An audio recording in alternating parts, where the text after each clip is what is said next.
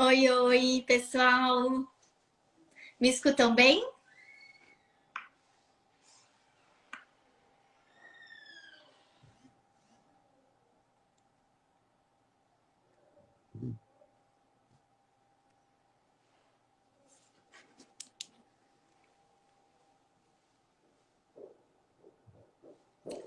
Vou esperar o Henrique entrar aqui só um pouquinho.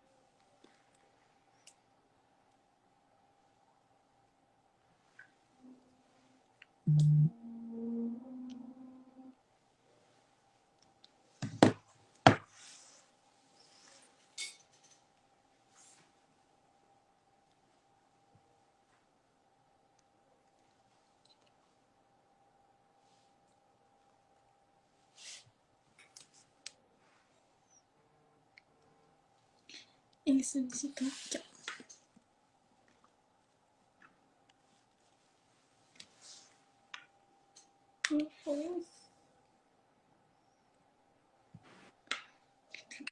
Oi, Oi, Aline, oi, boa noite. Henrique. Boa noite. Vamos esperar o pessoal Tranquilo. estabilizar um pouco aí. Tem muita correria do imposto de renda. Imposto de renda. Essa época do ano Aham. é complicada, né? Na Para verdade, vocês a também gente aí? acaba ocupando a maior parte do tempo atendendo pessoa jurídica, né? A maior parte das vezes. Mas a gente tem parceria com vários escritórios de contabilidade e aí o pessoal também acaba atrasa todas as outras coisas ou acaba demandando às vezes por alguma questão mais específica, né? Algum problema que surge. Então, sempre dá uma complicada Uhum. na nossa rotina também em paralelo, assim. Eu tô Entendi. ouvindo bem. Você me Eu não sei escuta se o meu bem? microfone tá pegando bem aqui. Tá ouvindo bem? Tá, legal. Pegando bem, aham. Bom, ao pessoal que entrou, então já, meu nome é Aline, eu sou consultora de negócios da Sencom e hoje a gente está aqui então para falar sobre um procedimento, um processo, né, de como funciona a malha fina aí da Receita Federal.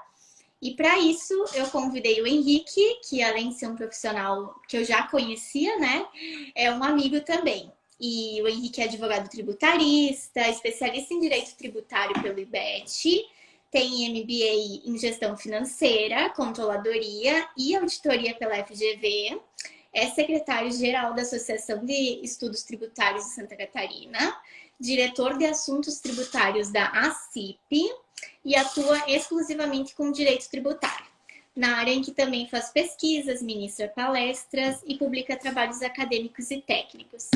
Me conta um pouquinho então, Henrique, como é que é essa nova experiência também Sim, do pois é. EBT, Esse né? nosso projeto aqui da EBT foi uma ideia do meu sócio, Lucas Assis, lá em 2019. E a gente teve essa ideia na intenção de construir alguma coisa que trouxesse o conhecimento sobre o direito tributário e a contabilidade e toda a parte fiscal de uma maneira mais fácil e menos formal, menos juridiquês, como a gente fala, sabe? Porque principalmente ali em 2019, quando a gente Uhum. começou, ainda tinha muito pouco conteúdo simplificado do direito tributário. Depois veio a pandemia e surgiram várias páginas e essa ideia até ganhou bastante tração, mas sempre foi uma área muito formal, né? E a gente então teve essa ideia de tentar construir alguma coisa que tivesse cursos, a ideia de vender cursos online, né? Cursos com qualidade que a gente conseguisse entregar à distância para quem mora longe aqui da capital, de Florianópolis, no caso, e por um preço mais acessível do que o que a gente encontrava, né? No final das contas, a gente acabou também construindo uma comunidade ali, principalmente no Telegram. Até o pessoal fica até convidado aí, depois eu posso deixar o link para quem quiser entrar. Mas e aí a gente acabou construindo essa comunidade que hoje é um grupo assim super ativo, que a gente conversa bastante no dia a dia. A gente gosta bastante assim de todo o pessoal que participa. A gente tem contribuição de muita gente que grava conteúdo, escreve, sabe?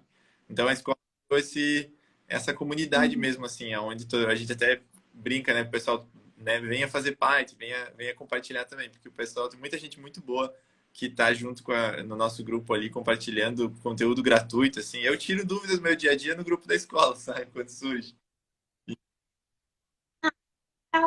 O foco é realmente mais contadores, é mais voltado ao público A de gente acaba advogados, como tendo é que mais é? advogados, até eu acho que até pelo perfil meu e do Lucas, os dois advogados, a gente acabou trazendo inicialmente mais advogados para o grupo, né?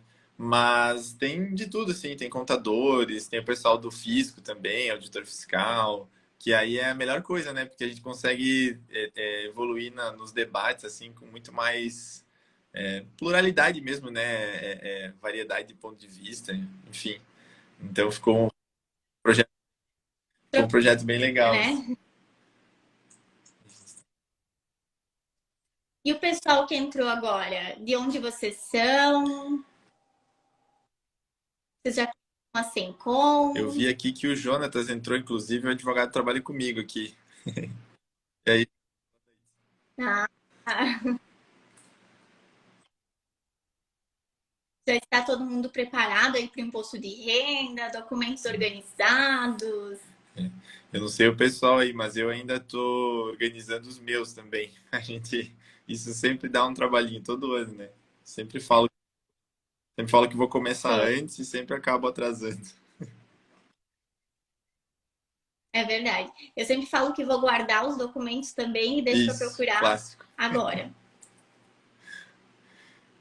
E esse assunto que a gente vai tratar hoje, ainda da malha, ela vem evoluindo todo ano, né? A Receita vem adicionando mais filtros, então a gente tem que realmente se preparar cada vez mais para a declaração, porque a quantidade de cruzamento de dados que a Receita faz é absurda, assim. Essa malha cada vez mais fina, né? Isso. Eu comento muito com os meus clientes, mas eles assim ainda não acreditam tanto, sabe? Na malha fina que é tão possível, que é tão fácil, que é tão simples, né? Para eles é tão simples. Eu vi que tem um pessoal ali de Joinville, vi que tem um pessoal aqui do Rio Grande do Sul.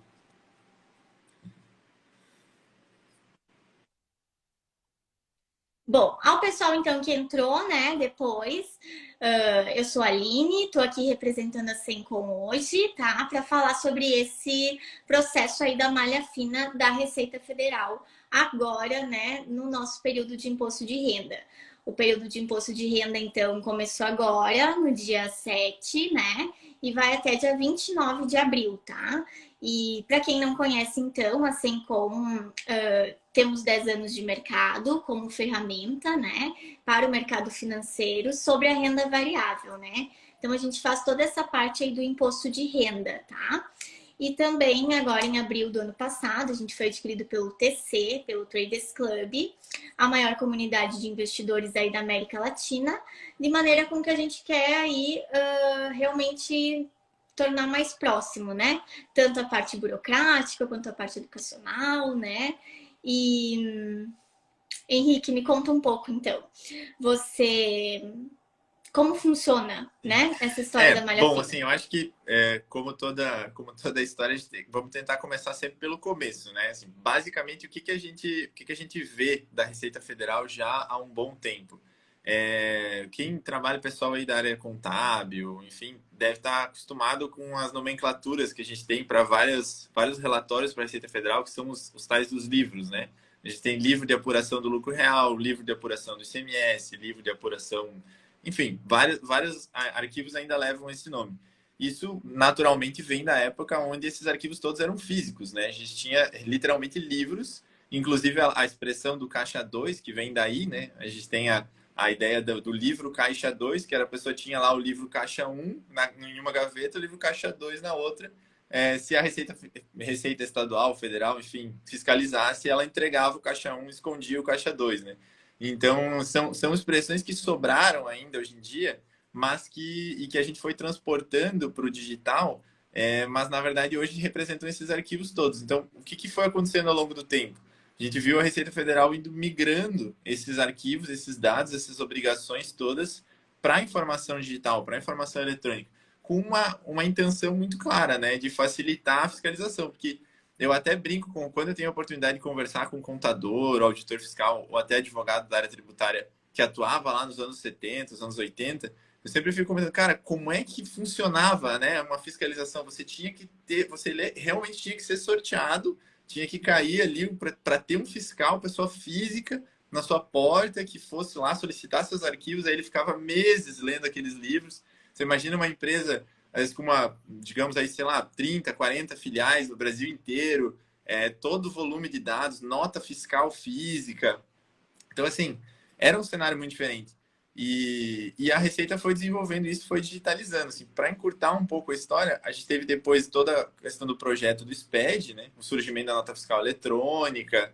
E aí, a partir da nota fiscal eletrônica, a Receita foi digitalizando tudo, até agora o e-social também, né? Que foi o mais recente aí que incomodou todo mundo aí, dos empresários, enfim, o pessoal do RH, com certeza já está cansado desse assunto.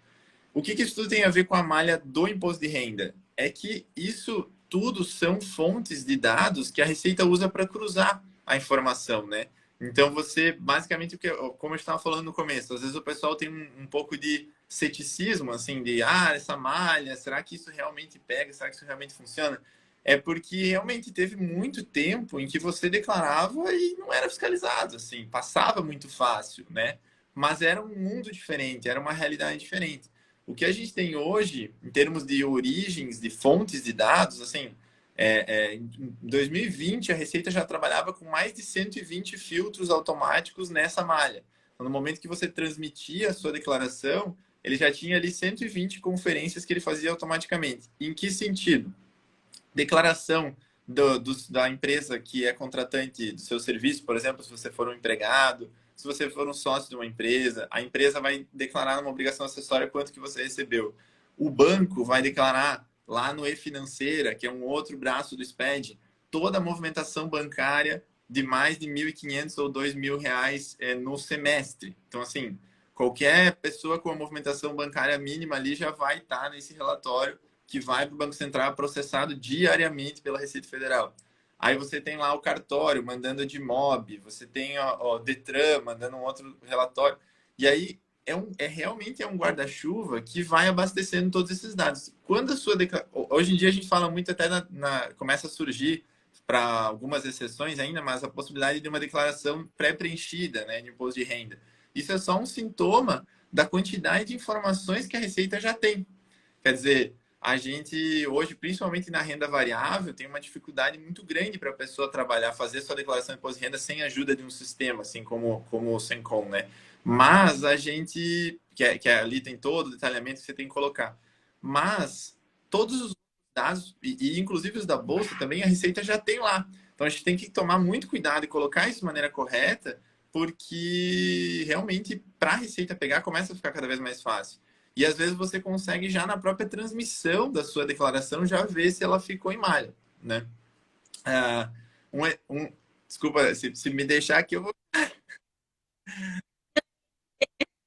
Eu ia ter houve assim um divisor de águas, né? A gente falou sobre antes ser então livro, né, e termos ainda usado essa expressão, mas que hoje, né, ali 2020, você citou, foi realmente o divisor de águas? Como é que 2020 foi que a gente já chegou nesse nível de mais 120 filtros, né? Mas essa digitalização já começou lá em 2002, 2003, na nota fiscal eletrônica e entre outros, né?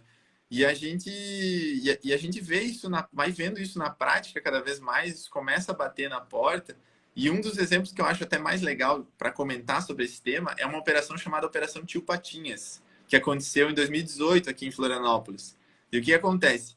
Muita gente declarava dinheiro em espécie no seu imposto de renda, como uma espécie de colchão para fins de uma sonegação futura, né? Quer dizer, eu declaro, poderia ser, teve situações em que era real, mas muita gente declarava um dinheiro em espécie para ter uma fonte de origem daqueles valores depois quando ela adquiria um bem e não tinha como declarar de onde ela tinha recebido. Então, na primeira declaração de imposto de renda, ela colocava lá 50, 100 mil reais, e depois lá na frente, quando ela comprava algum bem e não tinha origem, ela batia do dinheiro em espécie para dizer que era dali que tinha vindo.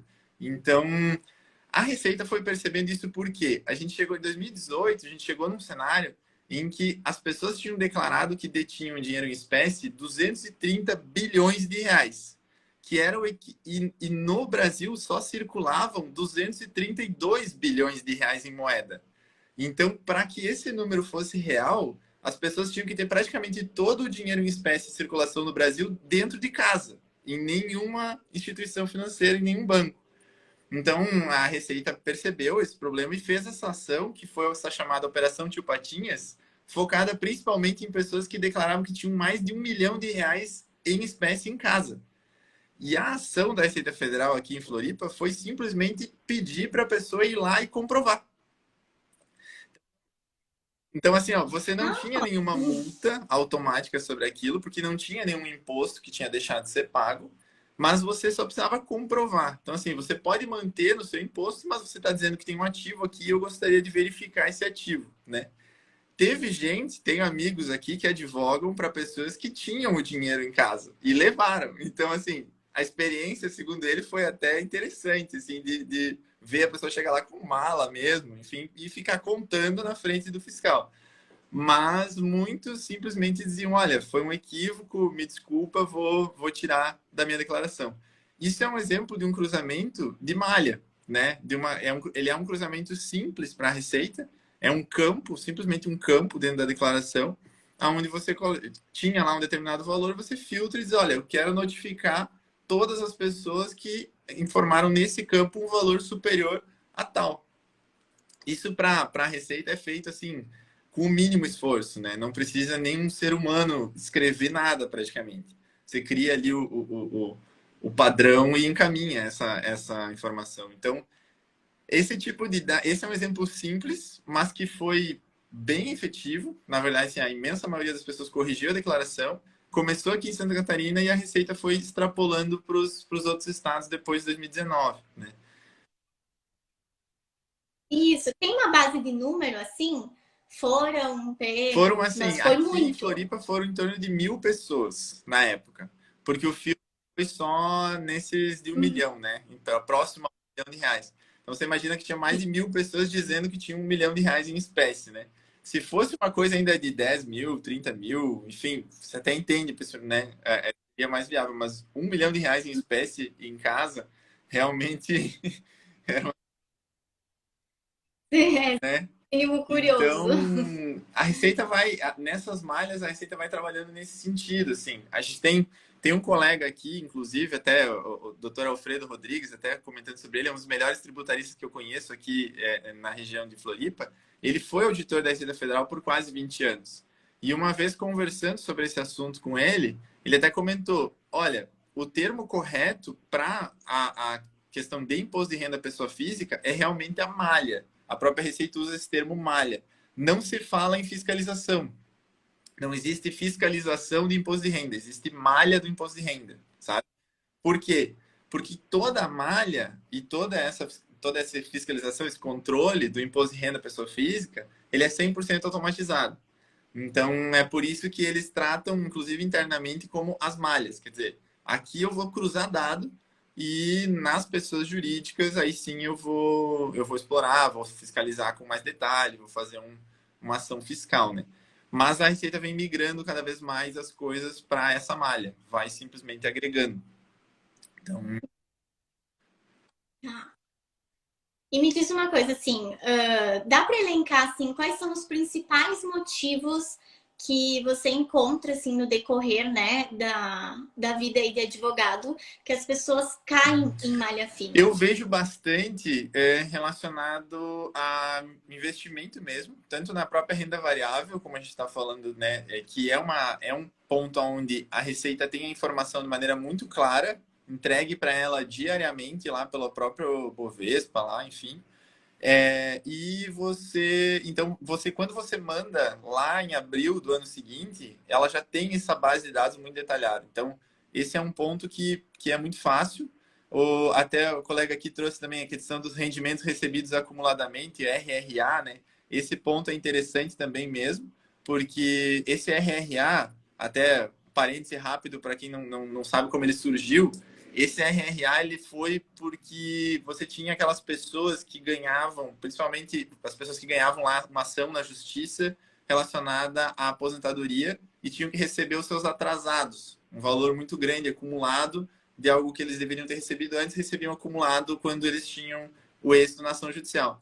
E aí surgiu uma discussão sobre como se tributava isso. se era o acumulado na entrada, naquela data do pagamento, ou se eu tinha que diluir esse valor mensalmente ao longo de todos os anos de origem daquele pagamento. Se eu dividisse, muitas vezes a pessoa não pagava imposto de renda nenhum.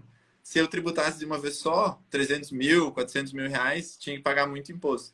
Então, isso foi uma discussão longa, e aí a Receita criou esse campo, o RRA, que é onde você lança a informação e ele automaticamente ele divide, ele dilui ao longo dos meses. E esse é um campo que também é muito fiscalizado, justamente porque ele pode ser utilizado para outros fins, né? Enfim, ele é um campo que você acaba ali dizendo que um valor foi recebido, que na verdade tem uma origem em um passado, seja lá o período que for, mas se isso não for real, faz muito sentido para a Receita. Então, eu diria assim, renda variável, essa questão do RRA é interessante, qualquer outra questão que envolva a instituição financeira, valores em instituições financeiras em geral, por causa do e-financeiro, é uma coisa que ainda chama bastante atenção. Novo, né? Essa vinculação é relativamente nova Sim, nessa sim. instituição Na financeira. verdade, ela assim, ela até surgiu lá em a instrução normativa, se não me engano, é de 2009 ou 2010, mas ela é muito pouco, foi muito pouco utilizada. Ela vem sendo utilizada cada vez mais, né? A gente tem esse cenário hoje onde a Receita começa a ter tantos dados que começa mesmo com a automação da malha, mesmo com essas questões, começa a faltar às vezes até pessoas suficientes para tratar esses dados e fiscalizar. Então, eles fiscalizam sempre os valores maiores e vão aos poucos descendo, né? Mas é uma diferença que é uma coisa que evolui muito rápido. Até, deixa eu ver se eu tenho o dado aqui, mas a gente teve, assim, por exemplo, essa operação de patinhas que eu citei, em 2018, pegou aqui 1.000 pessoas só em Santa Catarina. Era basicamente um teste, assim, você faz ali um piloto desse tipo de cruzamento. Deu certo, legal. 2019 já tinha 20 estados fazendo e com 20, 30 mil pessoas em cada estado, né? Então é uma coisa que a Receita consegue acelerar muito rápido, sabe? O e-financeira ainda é uma obrigação que, a meu ver, é pouco explorada pela Receita. Eles ainda vão conseguir evoluir muito mais nisso, porque eles têm muito dado e a gente ainda vê algumas situações passando. Só que tem 5 anos, sempre tem 5 anos, né? Então a Receita pode fiscalizar 2017, 2018, e isso que está acontecendo agora, frente a 2021, por exemplo, a declaração que vai ser feita esse ano, vai poder ser fiscalizada lá até 2026. Então você tem toda essa questão, né? Às vezes, mesmo não tendo um efeito imediato, pode cair na malha lá na frente. Questão de aluguel, como o Leandro, meu amigo também aqui, que inclusive advogado e contador também, um dos melhores tributaristas que eu conheço aqui da região também. E é isso aí, o Leandro também trouxe aqui a questão do recebimento de aluguel, por causa da DIMOB, que a gente falou lá no começo, né? Aquela declaração onde se declara esses pagamentos, e o deduções médicas e pensão. Dedução também é um ponto que a Receita realmente bate muito. Já tive alguns casos em que e aí você ter que resgatar comprovante de dedução de despesa médica de 4 anos atrás é complicado.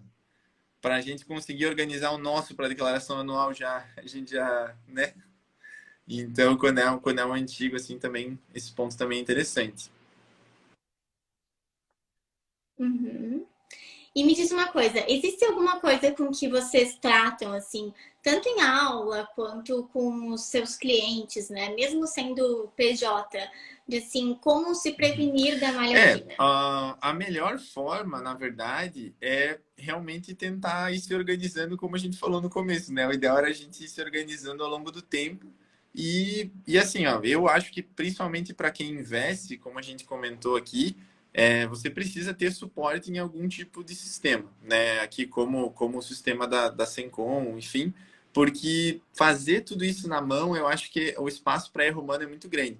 E a malha, ela é assim, né? Ela vai pegar uma questão pontual, às vezes pode ser uma coisa pequena, pode ser uma discordância mínima ali, numa situação qualquer, e isso vai abrir essa fiscalização, vamos chamar assim. No momento em que o fiscal estiver analisando os seus dados, aí ele vai analisar a declaração toda. Então não é só aquele ponto. Então, às vezes um erro pequeno pode fazer com que uma fiscalização venha a questionar outras coisas na sua declaração. Então, eu acho que maneira para se prevenir mesmo, porque a Receita já tem os dados, né? Então, a única prevenção possível é você realmente tomar o cuidado de preencher aquilo da maneira mais correta possível e de preferência com a ajuda de algum sistema para não ter risco de falha humana. Tirando isso, assim, todo mundo tá sujeito mesmo, assim, não tem muita saída, sabe? Isso que o Henrique fala, então, né, da Receita já saber, já foi informada antecipadamente, né? Aqui da parte dos investimentos, a gente chama, então, do imposto dedo duro, né? Ele já é retirado, então, a cada ação que você comprar, seja ela se você fizer uma operação, então, de uma operação comum, de swing trade ou de day trade, a Receita vai receber, então, essa informação antecipadamente, né? De um pedaço, então, né, desse valor, e ela já te espera em abril, então, com todos os teus informes em dia, né? Falo muito para os meus clientes, né, que não acreditam. Ai, mas eu vou contar com a sorte. Até hoje eu nunca caí, né? Não quero mexer. Não mexi até hoje, não vou mais mexer, sabe? Então, assim, aqui existe muita gente que ainda duvida, sabe? Que pode. É muito mais fácil cair do que não cair, né? Contar com a sorte é muito difícil. E eu gosto também de contar que eu tive uma experiência com um cliente no ano passado que ele foi pego em uma malha fina com uma diferença de R$ 1,32, sabe? Então, assim, não há parâmetro de valores. Ah, mas é só se eu movimentar 1 milhão. Não, sabe? E ele tinha pouquíssimo valor investido, tinha essa divergência mínima, né? E ele acabou tendo que arcar aí com multa, com toda uma explicação, com um É, eu procedimento tive uma experiência burocrático. pessoal com uma situação como essa, assim, que é uma situação que, na época que eu fazia estágio no Ministério Público, recebi uma bolsa e o meu pai me declarava como dependente. E depois ele esqueceu de declarar esse valor que eu recebia, e ele caiu na malha fina para explicar isso. E aí, até hoje, ele comenta também essa situação, né, de como num valor tão pequeno que era a minha bolsa, aquilo tinha feito a Receita, né, enfim, investir energia nele e se a Receita não tinha coisas maiores para fiscalizar, né?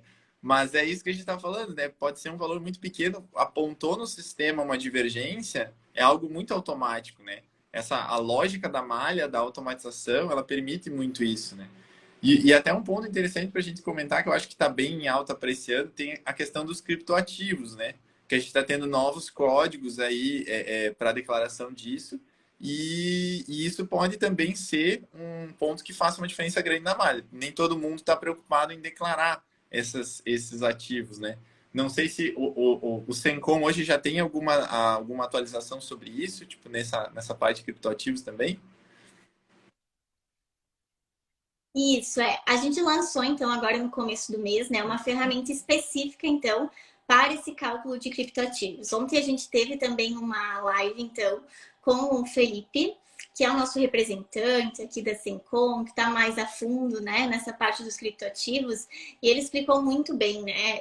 As pessoas perguntavam mesmo, tinha muita interação. Ah, mas a natureza, né, dos criptoativos é justamente não ser vinculada, não ser taxada, né? Por que eu vou declarar, né? Então, assim, declarar ainda é uma opção, né? Tipo a Binance ou, né, corretoras assim de fora realmente não tem esse imposto dedo duro que a gente fala, né? A receita não é pré-avisada. Mas, assim, como é que você vai dar origem, né, a esse dinheiro depois? De onde é que tu tirou esse dinheiro, né? Então, assim, são coisas que pode ser evitada, né? Depois, lá na frente, já que a gente contou com esses 5 anos. Mas dia menos dia você vai transferir esse dinheiro, né? E a Receita vai querer entender de onde é que veio esse dinheiro, né? Então, até a nossa plataforma é gratuita, né? Se alguém tiver interesse em vincular suas corretoras lá, é gratuita, vocês podem fazer essa vinculação. O sistema vai apontar se houve aí no teu histórico de negociação alguma coisa que ficou pendente, né? Diferente aí da B3, a gente tem então outras duas obrigações, né? Além de recolher o imposto, né, mensal. Então, é bem interessante deixar já isso em dia e ir se prevenindo, porque tem 5 anos Isso, para frente, né? eu vejo bastante essa situação que você comentou, né, sobre as pessoas duvidando da eficiência da fiscalização. Eu vejo bastante isso no meu dia a dia também. E o que eu sempre comento é isso, assim, gente, são 5 anos. A gente está vendo a Receita evoluindo tanto nos últimos tempos, nos últimos meses, nos últimos anos. Quem é que consegue prever o que vai ser possível ser feito em 2026, 2027, né? A gente precisa organizar os dados agora, porque pode ser que lá na frente tenham filtros muito mais eficientes até, né? E essa questão, acho que você falou bem aí da questão das corretoras do exterior, que realmente ainda acaba passando fora um pouco do radar, vamos chamar assim, né? Mas se a pessoa daqui a pouco utiliza uma corretora sediada no Brasil, talvez Foxbit, Mercado Bitcoin, enfim, qualquer uma, para fazer essa aquisição desse ativo e às vezes a remessa para o exterior, essa transferência já vai aparecer para a Receita Federal. Porque existe lá uma instrução normativa, IN 1888, né, desde 2019, se não me engano agora, que já prevê essa obrigação de relato. Na época que surgiu essa instrução normativa, eu inclusive advogava para uma empresa que era uma intermediadora, assim, nessa parte de criptomoedas. Eu gosto muito desse assunto, sobre blockchain, né? Eu comecei a estudar isso em 2018, é um assunto que eu gosto bastante, tem bastante efeitos para a área tributária também, nessa tecnologia, não só falando do criptoativo e da criptomoeda. Mas eu atendi esse pessoal nessa época e eu lembro de ver a complexidade do dado que a Receita estava exigindo nessa obrigação acessória lá na IN 1888. Inclusive, o Leandro, eu e o Leandro, a gente escreveu um artigo sobre isso na época, né? Que foi publicado na época no portal da Investor. E eu lembro de perguntar para o pessoal, cara, mas e vocês vão conseguir cumprir isso? Como é que vai ser isso? E eles falaram assim, não, para cumprir é muito fácil. Ele precisava todos os dados de todos os CPFs, a hora, o minuto, o segundo, a transferência, o valor, origem, destino. Ele falou, não, cumprir isso aí é a parte fácil. O Leandro lembrou aí também. Cumprir isso é a parte fácil, a gente já tem esses dados no nosso sistema. A gente vai simplesmente mandar para a Receita Federal e está feita a nossa parte, né? Então, isso eles já começaram lá na época. E, assim, a corretora não ia se colocar em risco, né? Ele tinha uma obrigação acessória, ele vai cumprir. Então, as pessoas que, às vezes, têm criptoativo, criptomoeda desde aquela época, ainda não deu os 5 anos, né? Você ainda pode ser questionado sobre isso. Então, eu tomaria bastante cuidado. É interessante que vocês tenham criado uma ferramenta específica sobre isso, porque está se tornando cada vez mais complexo. E tem os NFTs agora e tudo mais, né? Mas é uma coisa que, assim, eu acho que isso aí ainda vai dar muito pano para manga, assim, sabe? Vai dar muito problema ainda. É muito dinheiro envolvido. A gente teve aí 2020, a gente teve uma movimentação em criptoativos no Brasil na casa de 100 bilhões de reais, entre movimentos em geral, né? Então, eu até escrevi um artigo na época, então eu lembro desse número por causa disso. E assim, 2017 era 8 bi, 2018, 19, 20, 30, 2020, 100. Então, é uma coisa que está crescendo muito. A Receita já tem isso no radar, já tem esse relatório. Então, a gente tem que declarar com bastante cuidado.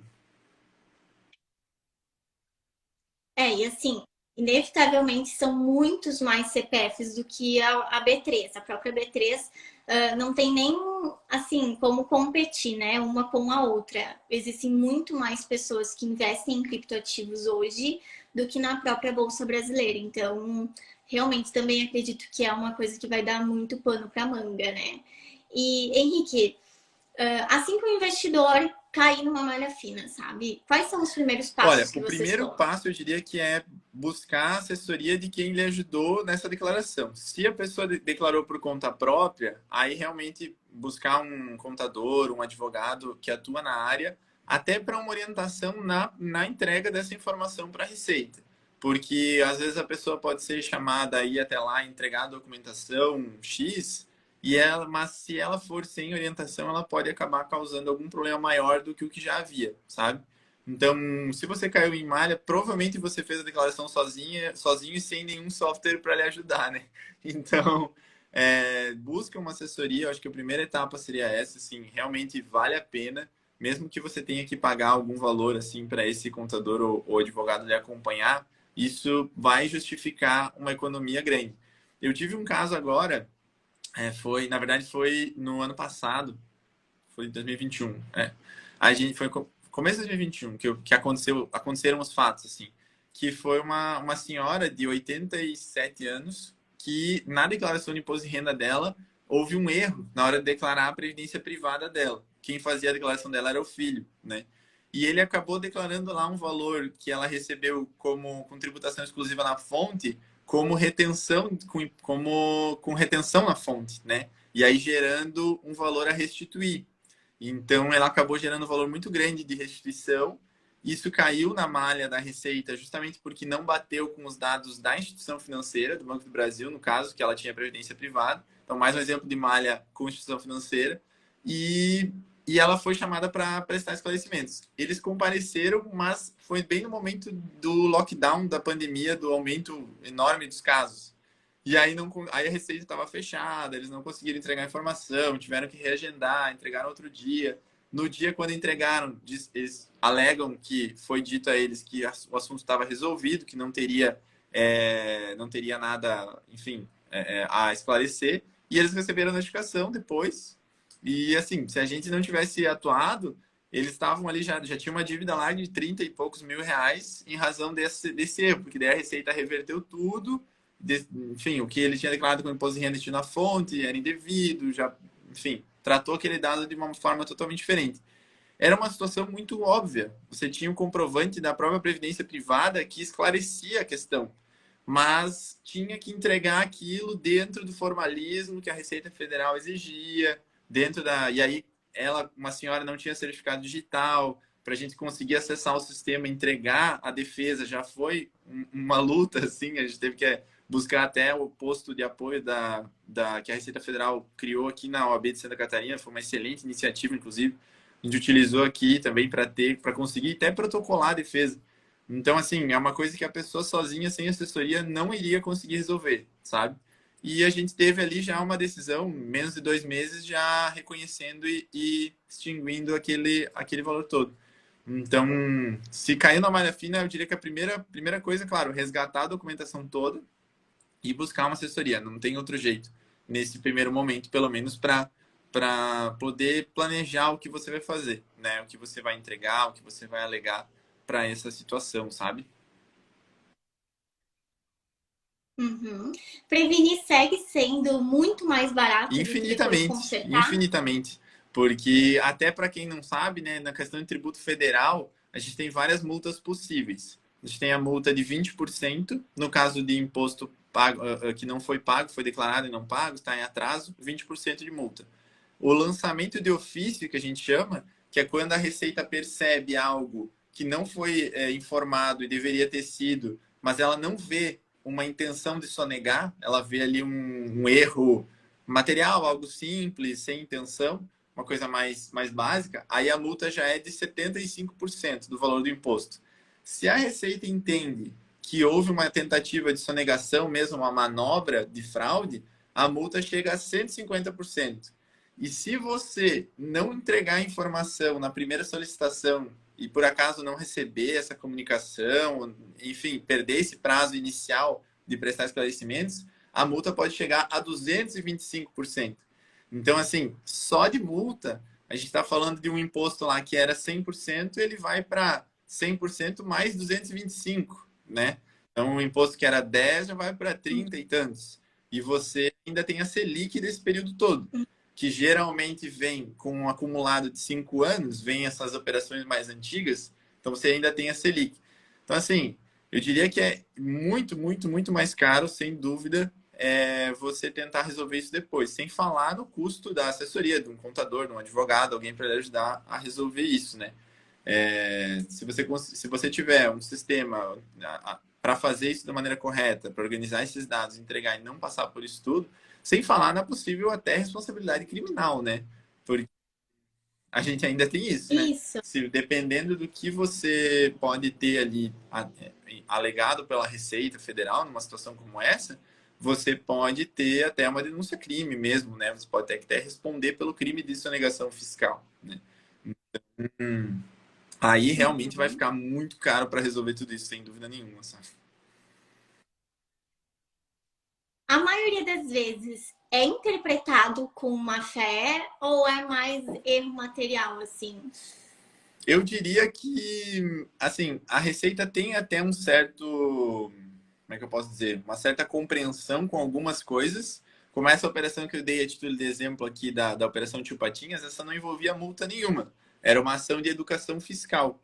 E isso a gente tem até que enfim, elogiar nas iniciativas que a Receita vem fazendo, que ela vem tentando realmente educar o pessoal em certos aspectos, de demonstrar que está fiscalizando, demonstrar que está acompanhando. Mas também, assim, é muito fácil escorregar para alegação de fraude, sabe?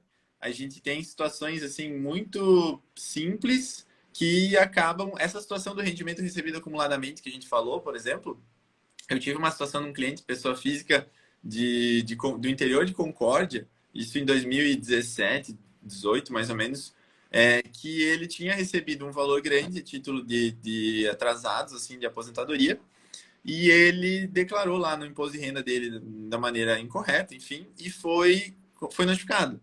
Mas uma pessoa muito simples, trabalhador rural, morava no interior, onde ele morava não tinha nem, não chegava carta, enfim. E a Receita tentou notificar ele várias vezes, não conseguiu, porque não encontrava o endereço, enfim. Um senhorzinho, 70 e tantos anos, pessoa super humilde, aquele imposto que era lá no original era 30 e tantos mil reais que estava sendo cobrado, virou 140 mil, uma coisa assim. E ele só ficou sabendo disso quando a dívida, depois que ele tem a notificação, se ele não apresenta uma defesa, a Receita segue cobrando e não houve pagamento nenhum, isso vai para o que a gente chama de inscrição em dívida ativa. E aí essa dívida pode ser executada judicialmente ou pode ser protestada num cartório. Ele só ficou sabendo da dívida quando houve o protesto, o cartório encontrou ele, e aí a dívida ativa, ela é uma dívida que ela, em tese, ela já foi debatida, que ela em mérito já foi esgotado. Então, eles não encaminham explicação nenhuma sobre o que é o imposto. Eles encaminham só o boleto. Então, ele recebeu um boleto de 140 mil reais, que vencia em 15 dias, e ele tinha, enfim, tinha que pagar aquilo, né? Ele só não, eu acho que ele só não se estressou mais porque ele tinha certeza que era golpe. Ele não, ele falou assim: eu nunca recebi dinheiro na vida suficiente para ter que pagar 140 mil reais de imposto. Então isso aqui com certeza é falso, isso aqui não é da Receita Uhum. Federal. Então ele foi a única coisa que deixou ele mais tranquilo, acho que inicialmente foi isso. Quando a gente foi perceber que na verdade não, ele tinha essa dívida em nome dele, isso poderia virar um problema ainda maior, poderia virar uma penhora, uma tentativa de penhora na residência dele, enfim, né? E a gente conseguiu resolver ali com a Procuradoria esclarecendo a situação. Mas foi um erro de preenchimento na declaração que foi extrapolando, tentou notificar, não encontrou, aumentou a multa, sabe? E aí isso vai virando essa situação que, enfim, aí no final ali ele estava super preocupado, né? Enfim, mas por sorte a gente conseguiu uma decisão administrativa ali mais rápida. Mas é uma situação que vai, assim, acumula muito mesmo, sabe? Aumenta uma proporção impressionante o tamanho da dívida. É. Bom, de minha parte, né? É isso. Eu vi que tem bastante gente fazendo pergunta. Eu Deixa eu tô tendo. encontrar aqui. Existe alguma forma de consultar a Receita previamente sobre como declarar uma operação? Daí, se lá na frente tiver algum problema, a gente mostra a carta deles, mesmo orientando como Assim, ó, fazer? até tem, só que é inviável na prática, sabe? O que acontece? Tu tem o procedimento de consulta formal para a Receita Federal. Essa consulta, ela tem uma burocracia enorme para você fazer e ela geralmente leva mais de um ano para ter uma resposta, às vezes 2 ou 3 anos. Então, acaba não sendo um tempo hábil assim para você conseguir, enfim, tratar isso, né? Mas a gente tem hoje o famoso perguntão da Receita Federal, né? O material da Receita Federal com todas as perguntas e respostas do imposto de renda ali. Então, tem 700 ou 800 perguntas e respostas lá nesse material que você pode encontrar. E também é questão, acredito que até, não sei se a própria Sencom tem algum material sobre isso, ou poderia até orientar o pessoal nessa linha, né? Uhum. Na verdade, assim, a gente não tem um material em que, ou uma ferramenta em que faz uma busca para te dizer assim, ah, não, essa operação, né, lá na frente vai ser tributada.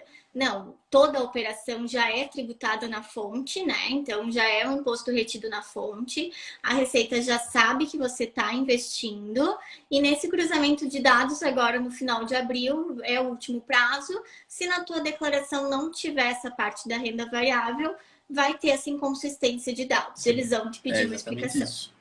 Vai ser muito fácil para cruzar, né? Como a gente estava comentando, são os campos próprios ali, ausentes sem preenchimento. Tem aqui uma como utilizar o benefício que o governo fez para atualizar o imposto de renda do valor do imóvel, pagando menos imposto. Olha, eu acompanhei essa discussão, mas eu sinceramente não sei se isso foi convertido em lei, tá? Essa ideia da atualização do histórico. Eu lembro até quando Paulo Guedes tratou disso, dessa ideia, na questão do ganho de capital, né? Porque você acaba tendo uma mudança muito grande no valor de um imóvel ao longo dos anos. E se você pegar o valor histórico dele e o valor de venda no final, você tem um ganho de capital imenso ali, que na verdade não é ganho de capital de verdade, né? O colega até trouxe aqui o comentário que não foi aprovado. Eu acho que não, sabe? Mas era uma ideia que fazia muito sentido, assim, que você acaba pagando imposto de renda como ganho de capital em cima do que na verdade é inflação. Não deixa de ser correção monetária de alguma maneira, né? Você tem ali o imóvel ele mudou de valor ao longo do tempo, mas nem sempre esse valor no futuro representa mais do que ele representava na época. Digo assim, se você tinha um imóvel que valia o equivalente a, sei lá, 1.000 salários mínimos em 1980, talvez ele ainda esteja valendo o equivalente a 1.000 salários mínimos nesse ano. Quer dizer, ele, em termos nominais, ele aumentou de valor porque o salário mínimo aumentou, mas em termos de riqueza, de valor, esse é um ativo que continua com o mesmo, apresentando o mesmo poder de compra, vamos chamar assim. Então você realmente deveria ter alguma Sim. forma de corrigir isso para pagar ganho de capital só sobre o que realmente exceder a essa correção, né? Mas hoje, até onde eu sei, isso realmente não existe.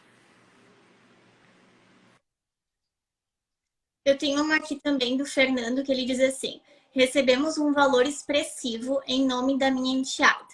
E esse valor é transferido para a mãe, a mulher dele, no caso. E usamos esse valor para aplicar em ações e usamos também cartão de crédito. Aí ele colocou aqui embaixo. Continuando. O problema aqui é que fica os recebimentos no nome da enteada e os gastos em nome da mãe e meu. O que fazer nesse É, sentido? ela deve ser menor de idade, pelo que eu estou entendendo, né? Ele teria que talvez ver a possibilidade de declarar ela como dependente para poder, né, para poder organizar isso. Mas me parece uma situação que justifica uma assessoria contábil aí com um profissional também da área para poder ver a situação dele no caso concreto, né? Porque às vezes a gente pode estar perdendo algum detalhe aqui na pergunta, né? Isso é. Até lembrando que mesmo que ela seja então menor, né, e declarada ali como dependente, se ela negociou ações no CPF dela mesmo, né, ela ainda é dependente dos pais e vai sair na mesma declaração mesmo. Então não tem essa diferença aí não. Pensa. Alguém mais tem alguma pergunta? Eu Não acho que encontrei mais aqui veio assim. uma nova aqui Vamos agora ver. sobre se a pessoa cair na malha fina, se a Receita mostra o erro que foi cometido ou se vai ter que refazer as contas e apresentar novamente. Não, a Receita mostra o erro, sim, tá? Ela vai explicar exatamente aonde que está enfim, essa inconsistência. A questão é que a linguagem disso, muitas vezes, é tão difícil de entender que assim, eu tive uma situação agora, faz 2 semanas, de um cliente que recebeu cartas da Receita. Na verdade, ele recebeu assim, só para explicar o contexto, a gente tinha solicitado uma série de restituições de impostos em favor dele, no caso era pessoa jurídica, enfim, e ele então tinha que ser pedidos separados. E ele recebeu cartas sobre cada pedido. só que era assim, coisa de 50 pedidos, até mais. Então ele recebeu no mesmo dia um monte de carta da Receita Federal, com o selinho da Receita e tudo mais, e ele se preocupou muito com aquilo, né? Ele ficou, nossa, aí ele ligou para dizer, olha, aquele trabalho lá de vocês deu problema aqui, a Receita tá mandando carta aqui, não sei o quê, preocupado, né? E aí a gente começou, tá, não, mas calma, vamos analisar o que aconteceu, enfim, o senhor manda pra gente ver e tal. E aí ele começou a ler o documento. E era assim, pedido de restituição deferido, enfim. Olha, isso é uma notícia boa. Isso quer dizer, isso é uma notícia boa, isso deu certo. Quer dizer, não se preocupe com essas cartas, porque isso tudo é positivo. Então, assim, às vezes a malha fina pode vir com uma linguagem e uma complexidade que talvez você tenha um pouco de dificuldade para entender. Mas a ideia, inclusive a Receita é obrigada a fundamentar exatamente por que, né, que ela está te autuando. Isso é uma vinculação legal. Eles têm que explicar o erro, não é ele não vai te pedir para refazer só dizendo assim, tá errado, refaz tudo aqui. Ele vai explicar onde está o erro. O Fernando até colocou ali que a enteada é maior de idade, né? Para que a gente entenda melhor aí, né, Fernando, sugiro que você nos mande a pergunta bem certinho pelo direct do nosso Insta, que a gente juntos vai te responder, tá? Tem uma e a doação que faço no imposto de renda automaticamente vai cair na Então, malha fina? não tão rápido, porque daí você vai ter outra malha. É porque, assim, a doação, ela está sujeita a um outro imposto, que é o ITCMD, né? Que é o Imposto sobre Transmissão Causa-Morte, é o imposto da herança lá, e doação. Ele tem esse D no final, que é de doação. Então, eu já tive situação de cliente que foi autuado pelo Estado em razão de uma ausência de pagamento do ITCMD para o Estado, que o Estado autuou ele com base no imposto de renda, na declaração do imposto de renda. Então, é porque essa informação, além de tudo que a gente falou no começo sobre as fontes de dados que a Receita Federal utiliza, essas fontes são compartilhadas, muitas vezes através de convênios, né? Então, a Receita Estadual recebe da Receita Federal a declaração do imposto de renda. E aí, se tem uma doação ali que pode estar sujeita ao ITCMD, aí quem vai pegar vai ser a malha da Receita Estadual. Ela tende a demorar um pouco mais, mas já tive caso envolvendo esse tipo de malha e também é algo que já está, vamos dizer assim, já está pronto. Então não é tão difícil para a Receita Estadual cobrar. Então tem que tomar cuidado com isso também. Bom, então, pessoal, quero agradecer a participação do Henrique, principalmente. Obrigada por dispor desse tempo para estar aqui conosco. Também contar, então, para vocês que a Sencom sim oferece, né, um serviço completo para quem tem essa dificuldade, e não é nem dificuldade, né, mas não é o conhecimento suficiente, né, para estar aí todos os meses apurando imposto devido ou prejuízo a compensar, né? Para agora, em abril ou agora em março, já entregar a declaração pronta. A gente entrega então essa garantia, né?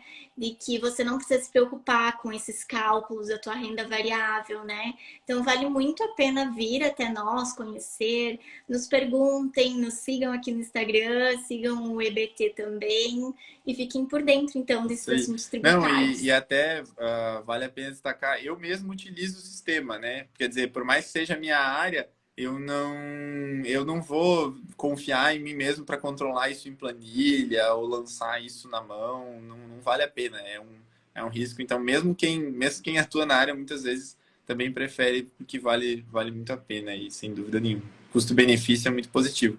Eu queria agradecer também, né, ao Sencom aí pelo convite, enfim, por ter essa oportunidade de a gente conversar um pouco sobre esse assunto. Obrigado também, Aline, né, pelo convite também. E que a gente, enfim, fico à disposição aí para a gente, se a gente quiser fazer mais vezes. E é isso aí, pessoal. Também sigam ali a escola para quem tiver mais interesse na área, né? E acho que vale a pena pensar no sistema para essa declaração. Não vale a pena correr o risco, principalmente sendo que ele funciona, aí ele pode te alcançar daqui 5 anos, né? Uhum. Pessoal, a live vai ficar gravada, então a gente vai publicar ali no nosso perfil. Para quem perdeu ali o começo, em que a gente falou ali sobre o cruzamento de dados, sobre essa parte das instituições financeiras, que é relativamente novo, vocês vão poder conferir então ali no É nosso isso aí. perfil, tá? Obrigada e Obrigado, até até mais. mais. Tchau, tchau.